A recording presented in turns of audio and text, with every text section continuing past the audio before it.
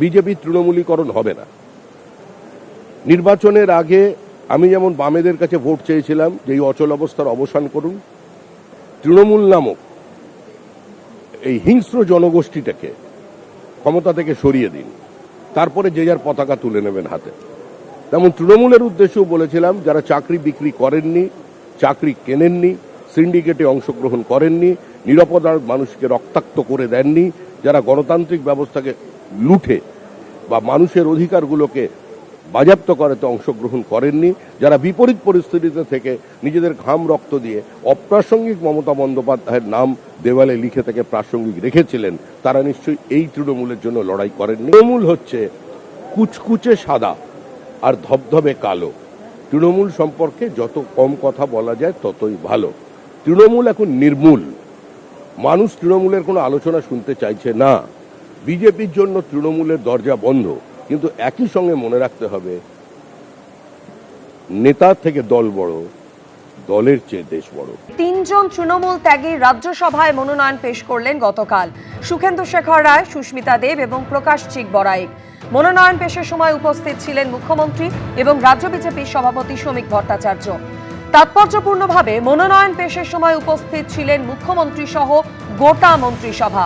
মনোনয়ন পেশের আগেই হাজির হয়েছিলেন বিজেপির রাজ্য সভাপতি শ্রমিক ভট্টাচার্য। সবাইকে নিয়ে এই বৈঠক করায় মনে হয়েছে পরিবারের মধ্যেই আছি। প্রতিক্রিয়া সুস্মিতা দেবের।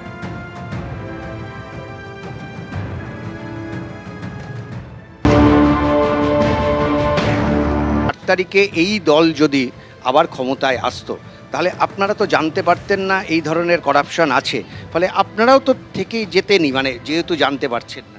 সি বাট অবভিয়াস, আমি নিজেকে বুঝাতে পারছি না যে একজন ভয়েস রেকর্ডিং দিবে না কেন, সুমিত রায়কে পাওয়া যাচ্ছে না কেন, এগুলো তো সব 4 তারিখের পরের ইনসিডেন্ট বলছি তো।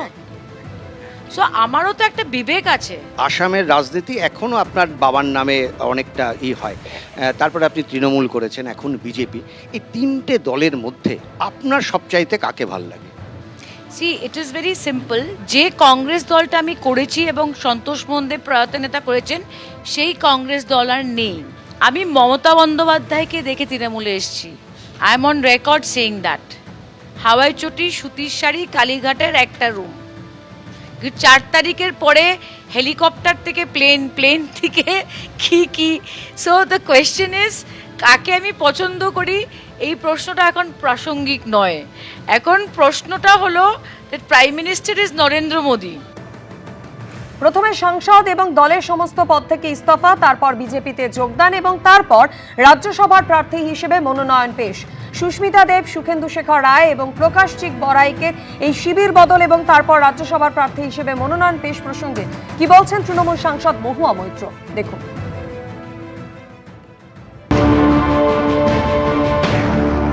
কিছু খুব ভালো হয়েছে। এখন আমি খালি একটাই প্লিজ উপদেশ দেব যে এত তাড়াতাড়ি বোধোদয় যখন হলো রেজাল্টের পরে, তখন আপনি বিজেপিতে থেকে আসুন। আপনারও আসামে, আপনি তো আসামে থাকছেন, আসামেও তত তাড়াতাড়ি আপনার বোধোদয় হবে আশা করি। আর এই প্রসঙ্গেই ঋতব্রত তৃণমূলের সদস্য সন্দীপন সাহা, তিনি কি বলছেন দেখুন। একটা দল হচ্ছে সমষ্টি, বিভিন্ন মানুষের সমষ্টি, এবং সেখানে যার অভিমত ব্যক্ত করার সম্পূর্ণ স্বাধীনতা রয়েছে।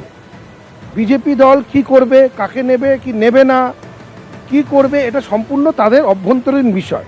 এই বিষয়ে আমরা যারা তৃণমূল কংগ্রেস, এই বিষয়ে আমরা তো কোনো মন্তব্য বা টিপ্পণী দিতে পারি না। যেই 3 জন রাজ্যসভার সংসদ ছিলেন তারা কেন ছেড়েছেন, তাদেরকে বিজেপি কেন নিয়েছে এবং পরবর্তীকালে তারা কেন নমিনেশন পেয়েছেন, এই ব্যাপার থেকে আমরা সম্পূর্ণ আলাদা। এই যে কিছু সাংসদরা এনসিপিআইতে চলে গেলেন, সেটা কেন গেলেন ওরা বলতে পারবেন, কিন্তু আমরা একবার নয় বারবার বলছি আমরা তৃণমূল কংগ্রেস এবং আমরাই তৃণমূল কংগ্রেস থাকব। তৃণমূল কংগ্রেস হয়ে মানুষের স্বার্থকে সামনে রেখে আমরা লড়াই যেটা করার সেটা প্রকৃত অর্থে আমরা লড়াই করে যাব। এবিপি আনন্দ, এগিয়ে থাকে, এগিয়ে রাখে।